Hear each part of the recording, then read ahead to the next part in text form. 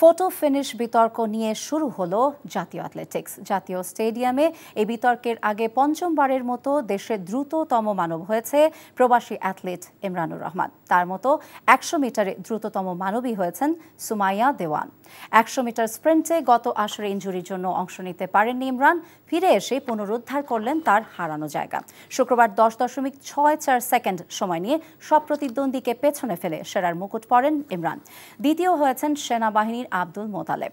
ইমরান গতবার ইনজুরিতে থাকায় তার জায়গায় অলিম্পিকে অংশ নেওয়া ইসমাইল হোসেন এই দিন 10.88 সেকেন্ড সময় নিয়ে হয়েছেন তৃতীয়। অন্যদিকে চুলচেরা বিশ্লেষণের শিরিন আক্তারকে মাত্র 0.2 সেকেন্ডের ব্যবধানে হারিয়ে 3 বছর পর নিজের সেরার মুকুট উদ্ধার করেছেন সুমাইয়া। তিনি সময় নিয়েছেন 12.19 সেকেন্ড। অন্যদিকে শিরিন সময় নিয়েছেন 12.21 সেকেন্ড।